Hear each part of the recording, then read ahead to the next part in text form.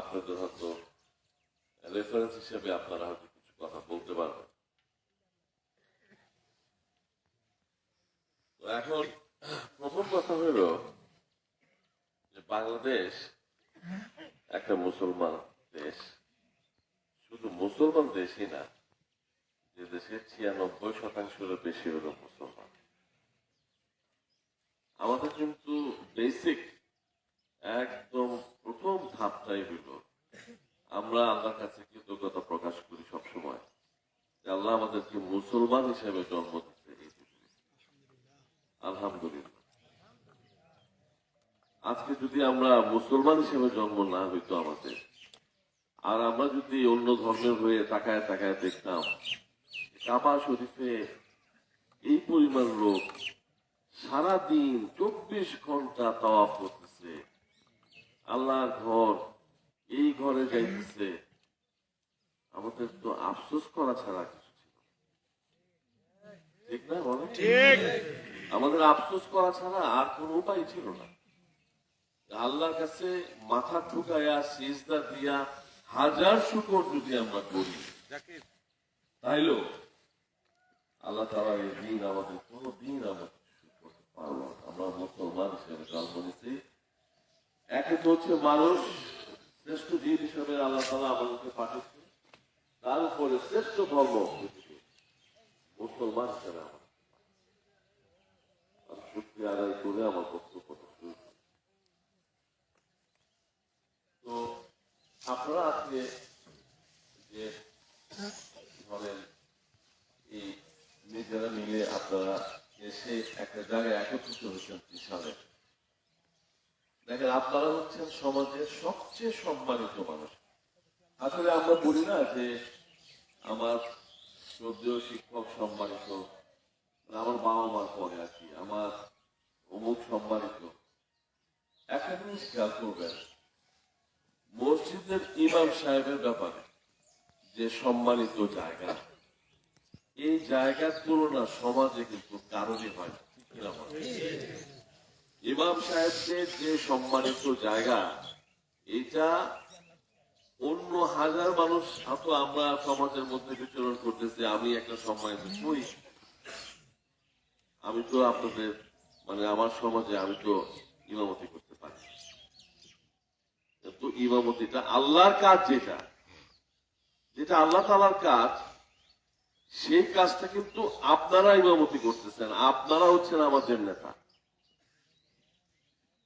অন্য দুনিয়ার কাজের নেতাগিরি আমরা করতেছি, আল্লাহর সন্তুষ্টি অর্জনের জন্য যে কাজ, সেই কাজের ইমামতি কিন্তু আমরা করতে পারি। অত্যন্ত সম্মানিত এই কাজটা আপনারা করেন। সেই জন্য বলতেছি আজকে এই সমাবেশ খুবই ভালো লাগছে আমার। আমি আশা করতেছিলাম এই ধরনের একটা সমাবেশ যেখানে আপনারা আসবেন, আপনাদের কথা শুনবো, রাজনীতির বাইরেও ধর্মীয় কিছু আলাপ হবে।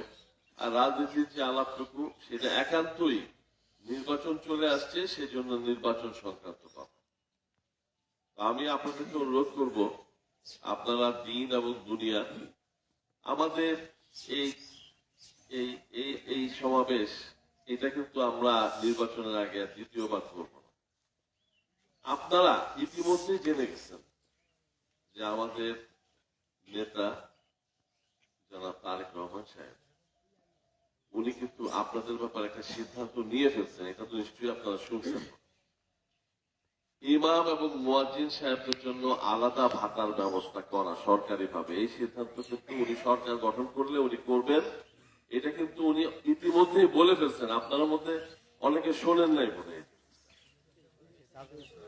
তো এখন এটা তো খুবই স্বাভাবিক ব্যাপার যে ভবিষ্যতে সরকার গঠন করলে ওনার মাধ্যমে এই কাজগুলো হবে। আমি বলবো যে এটা ছাড়াও আপনাদের দিনে দৈনন্দিন জীবনে অনেক জায়গা থেকে অনেক অসুবিধা ফেস করা হতে পারে, সেগুলো নিয়েও আপনারা একটু দয়া করে কথা বলবেন। আমি এখানে যাদের বয়স 40-এর বেশি তারা জানে যাদের বয়স 40-এর কম তারা অল্প অল্প শুনছে। আমি ত্রিশালে পা রাখার পরে প্রথম যে কাজটা করছিলাম, আমার নিজের ইউনিয়নে, আমি তখন দলের দায়িত্ব নিই, আমার নিজের ইউনিয়নে 78টা মসজিদ মাদ্রাসা 1 টন করে চাল নিয়ে আসলাম। আমি 100 টন চাল নিয়ে আসছিলাম। সেটা বিক্রি করে সব মসজিদ মাদ্রাসায় দিয়েছিলাম। তারপরে আমি বইলরে যাই, বইলরে কাজটা করি। তারপরে কালীহারিতে যখন করতে গেছি তখন আওয়ামী লীগের এমপি সাহেব মামলা করে দিল যে উনি তো এমপি না, উনি এগুলা করতে পারে না বইলা মামলা করে এই মসজিদের কাজগুলো থামায়। তো যাই হোক, আমার প্রথম কাজ মসজিদ মাদ্রাসা ভিত্তিক ছিল। এরপরে আমি যখন আবার দলের হয়ে কাজ শুরু করলাম তখনও মসজিদ মাদ্রাসার বড় বড় অনুদান সরকারি আইনে। তো আমার কাজের মানে মসজিদ ভিত্তিক মাদ্রাসা ভিত্তিক কাজ করার যে মানসিকতা আমার মধ্যে আল্লাহ তাআলা দিয়েছেন, আমি সেটাকে নিয়ে ধারণ করছি এবং এটা এখনো আমার ভিতরে আছে এবং ভবিষ্যতে এই ধারা অব্যাহত থাকবে আপনাদের জন্য ইনশাআল্লাহ। আপনারা সেই লক্ষ্যে কথা বলবেন। আমি চাই যে আপনারা খুব গঠনমূলক কথা বলেন। আপনাদের কথা শোনার পরে আমি আবার দাঁড়ায় আপনাদের সাথে কথা বলবো। আপনাদের সবাইকে ধন্যবাদ। আসসালামু আলাইকুম। ওয়ালাইকুম আসসালাম।